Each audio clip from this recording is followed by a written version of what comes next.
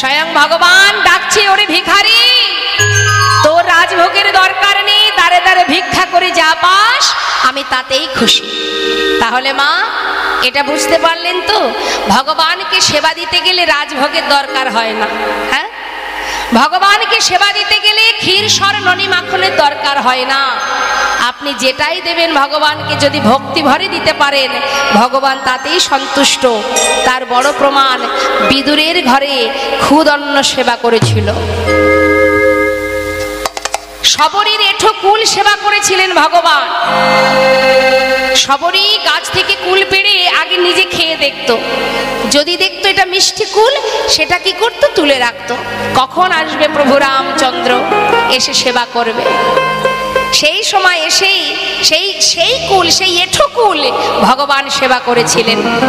ভাবুন মা, এই তো প্রকৃত ভক্তের লক্ষণ। আপনি পারবেন আপনার এঁঠো খাওয়াতে? পারবেন না, কারণ আমার মধ্যে সেই ভক্তি নেই, আমি তাকে নিজের ভাবতে পারিনি, তাই আমি খাওয়াতে পারছি না। যে নিজের ভাবতে পেরেছে সেই খাওয়াতে পেরেছে। তার একটা প্রমাণ আপনাদের দিয়ে একটু শুনুন মন দিয়ে। বেশি দূরের কথা নয়, আপনারা যাবেন, দর্শন করে আসবেন। আমি যেখানকার ঘটনাটা এখন বলবো সেটা হচ্ছে শ্রীখণ্ড, পূর্ব বর্ধমান জেলায়। শ্রীখণ্ডে আজও আছে সেই ভগবান অর্ধনাড়ু হাতে করে নিয়ে। এই শ্রীখণ্ড নিবাসী মুকুন্দ দাস, আর যার ছেলে 12 বছর বয়স, যার নাম রঘুনন্দন। এই 12 বছরের ছোট্ট ছেলেটা একদিন দেখছে বাবা গালে হাত দিয়ে কি ভাবছে। মায়ের একটু মন দেবেন, সবাই শুনবেন। তখন ছোট ছেলে জিজ্ঞাসা করছে, বাবা তুমি চিন্তা করছো, মনে হচ্ছে কিছু হয়েছে তোমার? মুকুন্দ দাস একটু কবিরাজি করতেন মা। আগেকার সময়তে এত ওষুধপত্র ছিল না, তো কোনো ব্যক্তি অসুস্থ হলে গ্রামে, ওই পাড়ার ভিতরে বা গ্রামের ভিতরে যদি কোনো কবিরাজ বা কোনো ওঝা বা যেমন বৈদ্য থাকে, তাদেরকে ডেকে আনা হতো। তাই এখন মুকুন্দ দাস একটু কবিরাজি করতেন। এখন যেই না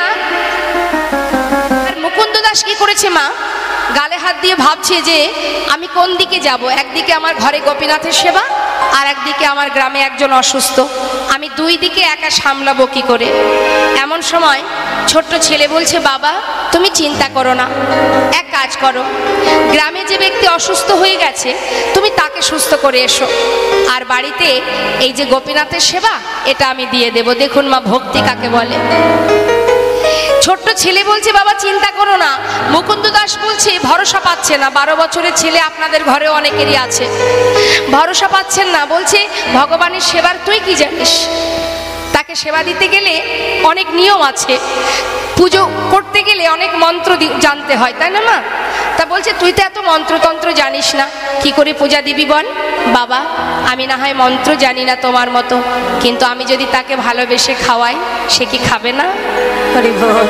মুকুন্দ দাস চিন্তা করছে, সত্যি তো, আমি যদি ভালোবেসে খাওয়াই, ভগবানকে কেউ যদি ভালোবেসে খাওয়ায়, তার জন্য তো মন্ত্রের প্রয়োজন হয় না। তাই তিনি কি করলেন, ছেলেকে ভরসা করে বললেন, বাবা তাহলে তুই এক কাজ কর, কোনো রকমে রান্না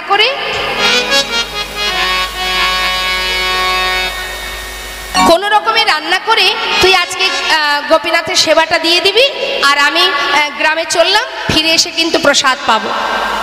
এই কথা বলে মুকুন্দ দাস চলে গেল।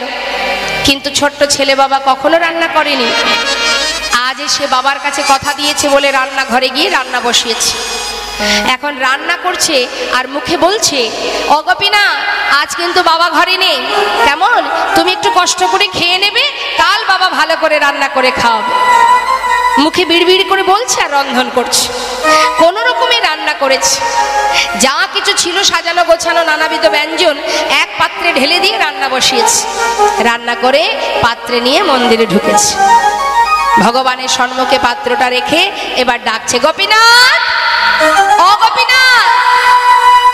রঘুনন্দন জানে আমি যেমন বাবার সন্তান, ও আমার বাবার সন্তান। সে কিন্তু জানে না যে এটা ভগবান, সেটাও জানে না। ডাকছে, গোপীনাথ শিগগিরই এসো, খেয়ে নাও, জানো আজ বাবা ঘরে নেই, আমি রান্না করেছি তোমার জন্য, তাড়াতাড়ি এসে খেয়ে নাও। ভগবান আসছে না, আমরাও তো সেবা দিই, আসে কি তিনি?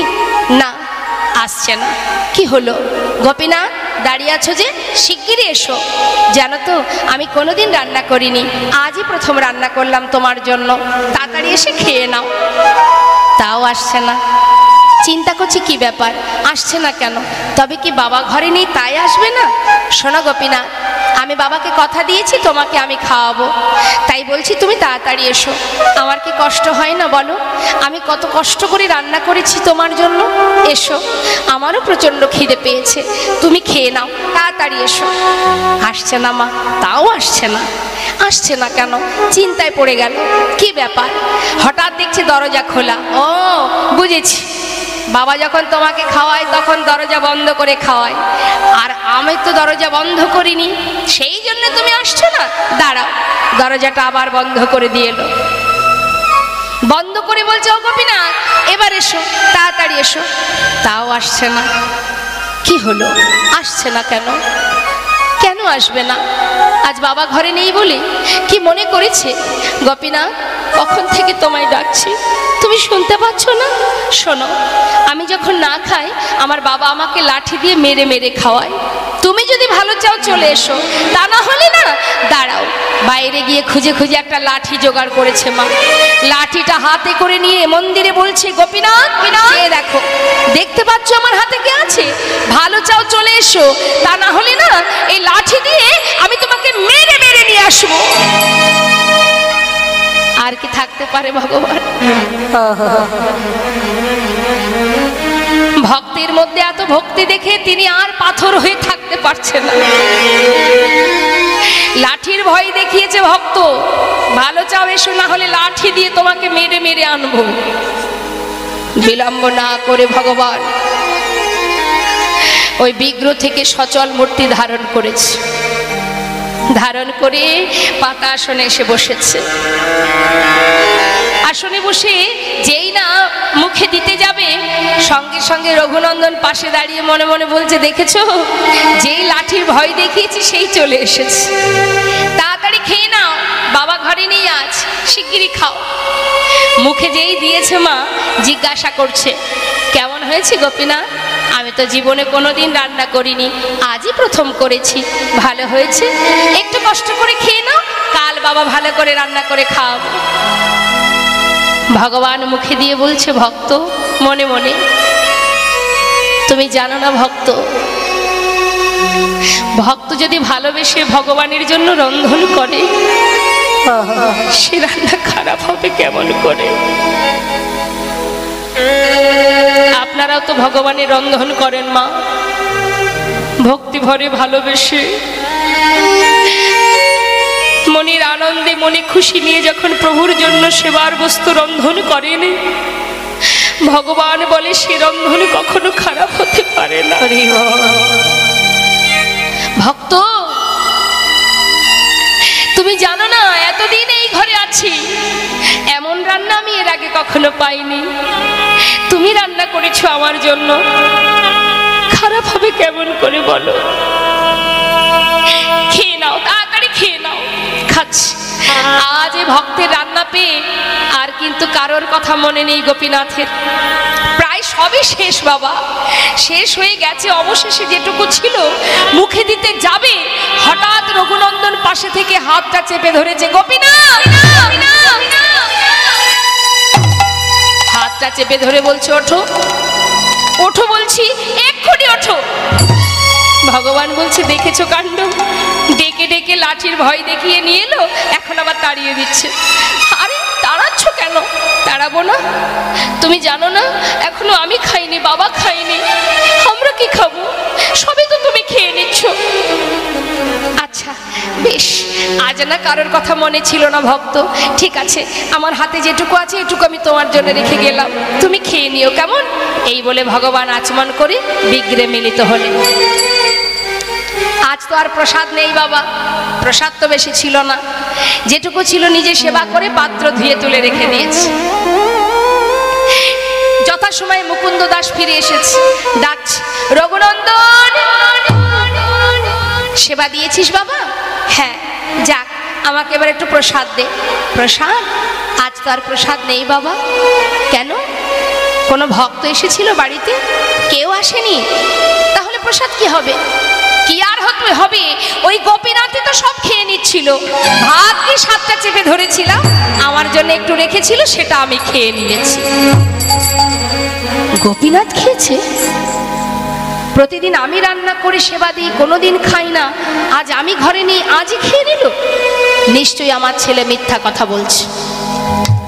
দেখুন, যার যেমন ভাব তার তেমন লাভ। কিন্তু মা, যে যেমন ভাববে লাভটা তার তেমনই হবে। মুকুন্দ দাস মনে মনে চিন্তা করছে, সে তো পাথরের বিগ্রহ, সে চলতে পারে না, কথা বলতে পারে না, সে কি করে খাবে? আমার ছেলে নিজে খেয়ে ওই পাথর বিগ্রহের নামে দোষ দিচ্ছে।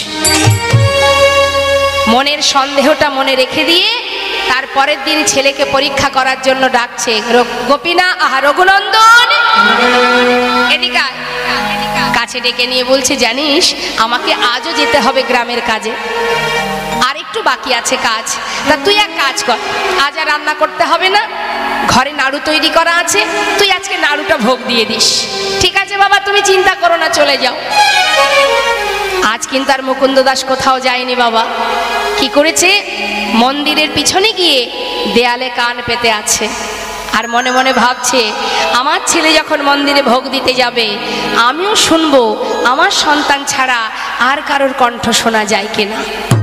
কান পেতে আছে মন্দিরের দেয়ালে, আর এদিকে নাড়ু সাজিয়ে নিয়ে মন্দিরে ঢুকেছে রঘুনন্দন। ও গোপীনা, চিনতে পারছো আমায়? কাল এসেছিলাম, আর কিন্তু ডাকতে পারবো না, তাড়াতাড়ি এসো, তোমার জন্য আজ নাড়ু এনেছি, তুমি নাকি নাড়ু খেতে ভালোবাসো, শিগগিরই এসো। ভগবান মনে মনে বলছে, কেউ যদি আমাকে ডাকার মতো ডাকে, আর সেই ডাক যদি আমার কানে একবার পৌঁছায়, সারা জীবনে ভক্ত যদি কোনোদিন আমায় ভুলেও যায়, আমি কখনো সেই ভক্তকে ভুলি না। যুগে যুগে সেই ভক্ত চরণে আমি দাস হয়ে পড়ে থাকি, যার কণ্ঠস্বরে, যার ডাক একবার আমার কানে পৌঁছায়। পাথর থেকে সচল মূর্তি ধারণ করে পাতা আসনে এসে বসেছেন গোবিন্দ। বসে জিজ্ঞাসা করছে, কে করেছে নাড়ু? আমার বাবা করেছে। বাবা? মনে মনে বলছে, বাবাই করুক আর যেই করুক, ভক্তের হাতের ছোঁয়া তো লেগে আছে। যেই না মুখে একটা নাড়ু দিয়েছে মা, রঘুনন্দন চিন্তা করছে, কালকের মতো দাঁড়িয়ে থাকবো আর একটা একটা করে সব যদি খেয়ে নেয়, আজ আর তা হতে দেব না। আজ ও খাবে, আমিও আমার ভাগেরটা খাবো, এই ভেবে একটা নাড়ু তুলে নিয়েছি। তুলে নিয়ে মুখে দিয়েছে, অর্ধেকটা মুখে দিয়েছে বাবা। অর্ধেকটা খাবার পর যখনই ভালো লেগেছে, বাকি যে এঁঠো অর্ধেক নাড়ু, সেটা গোপীনাথের মুখের কাছে ধরেছে।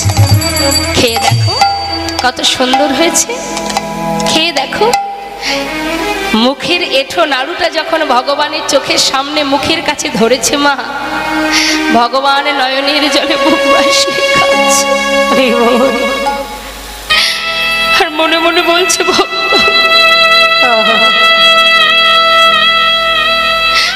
কত ভালোবাসলে তবেই তার বদনের এঁঠো নাড়ু আমায় খাওয়াতে পারে। এমন ভক্ত কয়জন হতে পারে? ভগবানের চোখে জল দেখে রঘুনন্দন মনে মনে চিন্তা করছে, আমার এঁঠো নাড়ু দিয়েছি তাই বোধহয় কাঁদছে।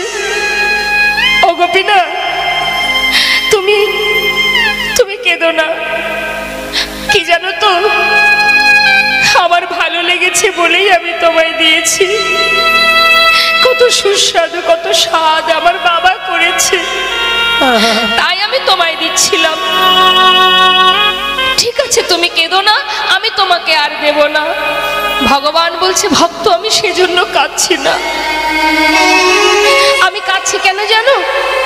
তুমি যদি তোমার এঁঠো নাড়ুটা আমাকে খাইয়ে দিতে পারো, তাহলে কি আমি আমার মুখের এই প্রসাদী নাড়ুটা তোমাকে খাওয়াতে পারি?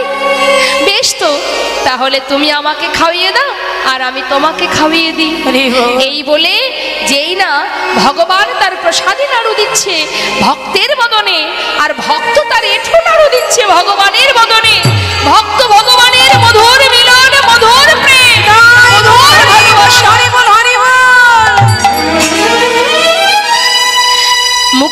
দাস হঠাৎ কানে শুনতে পেল যে সন্তান ছাড়া মন্দিরে আরো একজনের গলা শোনা যাচ্ছে। তবে কে সে?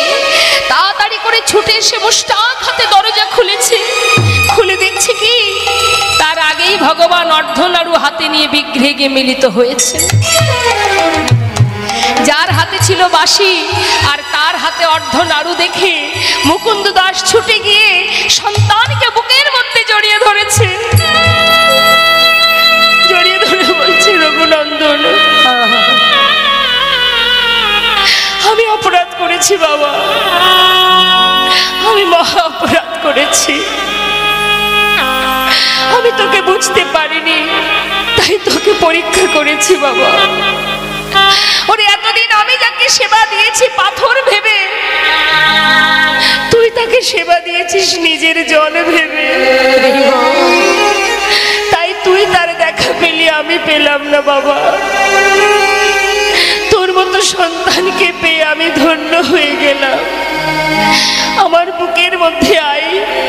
জড়িয়ে ধরেছে সন্তানকে, জড়িয়ে ধরে নয়নের জলে মুখ ভাসিয়ে কাঁদছে মুকুন্দ দাস আর বলছে, ওরে রঘুনন্দন, এতদিনের অযোগ্য দেহ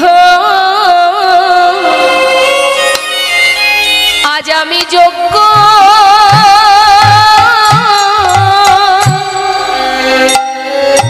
যোগ্য করি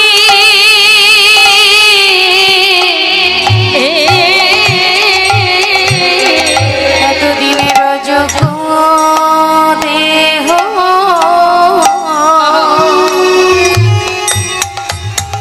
আমি যোগ্য।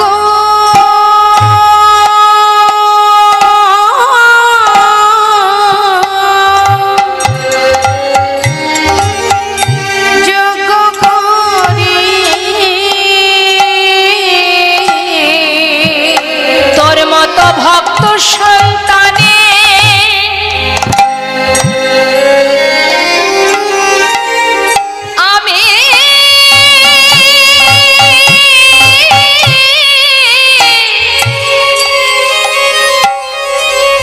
আমি জড়ায়ে ধরে এতদিনের অযোগ্য আমি যোগ্য।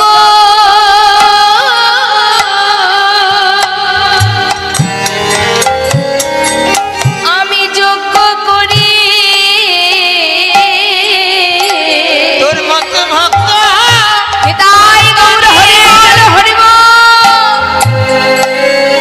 ভক্ত সন্তানে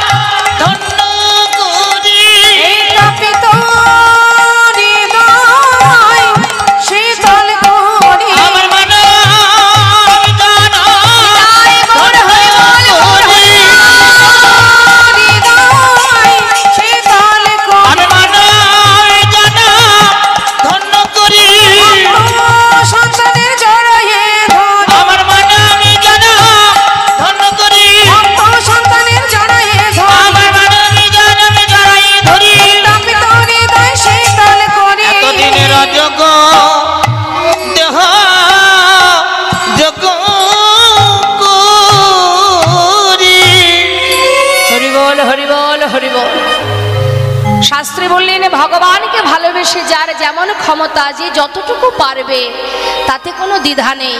কেউ যদি ভাবে যে আমার অর্থ নেই, আমি ভগবানকে ভালোবাসবো কি করে, অর্থ দিয়ে কখনো ভগবানকে পাওয়া যায় না। ভগবানকে পেতে গেলে চাই সহজ সরল শুদ্ধ ভক্তি, আর কিচ্ছু নয়। সেটারই আমাদের অভাব বাবা। ভক্তি আমাদের মধ্যে নেই, হৃদয় মন্দিরে ভক্তি নেই, আছে শুধু হিংসা। কার উন্নতি হলো, কার ভালো হলো, কে অনেক দেখতে দেখতে একতলা দোতলা তিনতলা করে ফেললো, আমার কুড়ে ঘর থেকে গেল। এই যে হিংসা, এই হিংসা যত সময় থাকবে সেখানে কখনো ভক্তি থাকবে না। তাই হিংসাকে যখনই দূরীভূত করবেন তখনই সেই জায়গায় কৃষ্ণ ভক্তি প্রবেশ করবে। হরিবল হরিবল। তাই আজ সেই ভিখারি বললেন, বাবু আমি এই জমিদার মহলে থাকতে পারবো না, তাহলে আমার মধ্যে অহংকার জন্মাবে, তাই আমি চললাম বাবু। ভিখারি চলে গেল। মা মনে মনে লালা চিন্তা করলেন, তবে কি জমিদার মহলে থাকলে মনের ভিতরে অহংকার জন্মায়? এই কিন্তু তার ভিতরে চৈতন্য হচ্ছে, চেতনা হচ্ছে যে এত ধন ঐশ্বর্য টাকা পয়সা বিষয়ের মধ্যে ডুবে থাকলে বোধ হয়, তবেই বোধ হয় হৃদয় মাঝে কৃষ্ণ ভক্তি থাকে না, অহংকারে পরিপূর্ণ হয়ে যায়। মনের ভিতরে ভাবনা চিন্তা করতে করতে এইভাবে দিন যেতে যেতে হঠাৎ একদিন লালা গ্রাম গোটা রাজ্য পরিদর্শনে যাচ্ছে পালকি চেপে।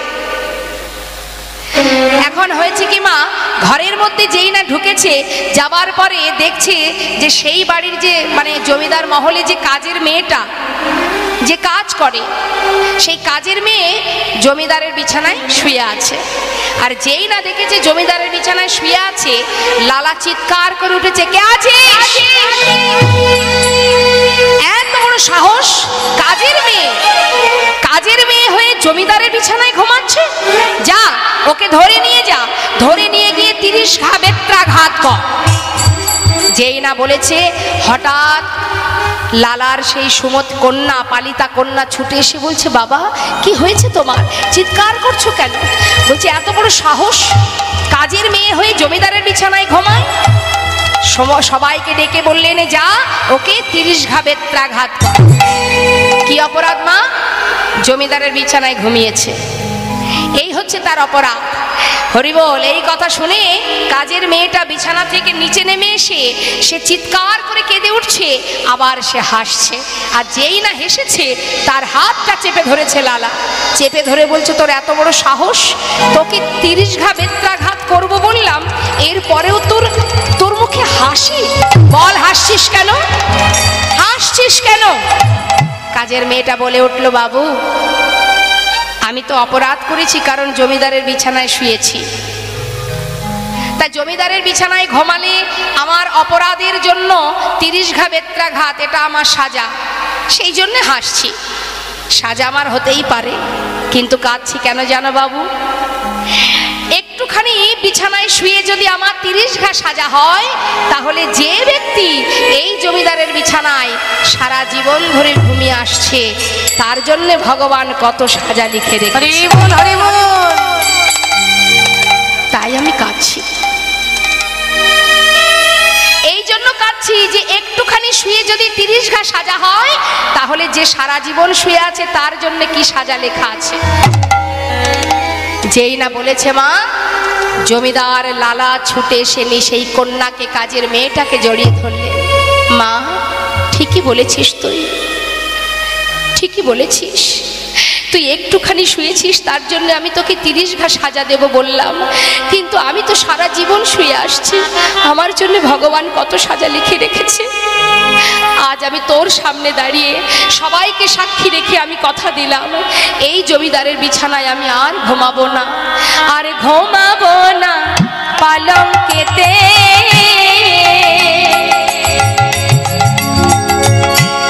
এই করিলাম পার, ঘুমাবো না পালঙ্কেতে।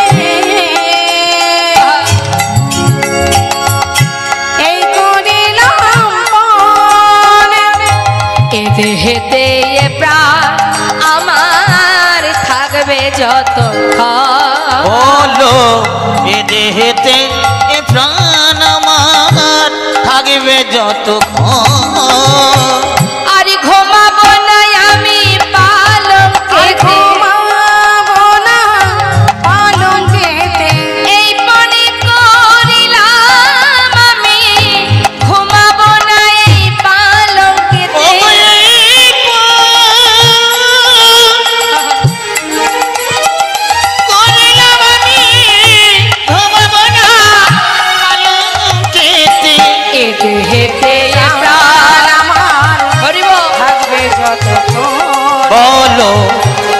দেহেতে প্রাণ আমার থাকবে যতক্ষণ। সেই দিন থেকে শিক্ষা কোথা থেকে হলো মা? একটা ভিখারির কাছ থেকে, একটা কাজের মেয়ের কাছ থেকে। এই দুই জায়গা থেকে শিক্ষা হলো। সর্বদাই লালা মনে মনে চিন্তা করে যে পালঙ্কে আর ঘুমাবো না, আর ভিখারি যে দাঁড়ে দাঁড়ে ভিক্ষা করে ভগবানের সেবা দেয়, আর আমি জমিদার মহলে থেকে ভগবানকে ভজতে পারলাম না, আমার ভজা হলো না, সাধা হলো না, ডাকা হলো না। সর্বদাই ভাবতে ভাবতে একদিন খাজনা আদায় করে বেলি অবসানকালে যখন ফিরছে, এমন সময় এক ধোপার মেয়ে চিৎকার করে তার পিতাকে ডাকছে, বাবু গো, বেলা যায়, বাসনায় আগুনে দাও। এই কথাটার অর্থ হচ্ছে, বাসনা মানে কাকে বলে?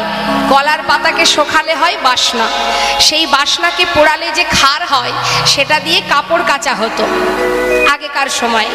তা এখন সেই রজকন্যা চিৎকার করে তার পিতাকে বলছে যে বাবু, বেলা যায়, বাসনায় আগুনে দাও। আর প্রতিধ্বনি শুনছে লালা যখন পালকি চেপে ঘরে ফিরছে খাজনা আদায় করে। ঠিক সন্ধ্যা আগত সেই সময় কি শুনছে? বেলা যায়, বেলা যায়। এটা কিন্তু আমাদেরকেও শিক্ষা দিচ্ছে মা। প্রত্যেকটা লীলাই হচ্ছে আমাদের মতো জীব শিক্ষা। কি বলছে? বেলা যায়। কোন বেলা? বেলা যায়, বেলা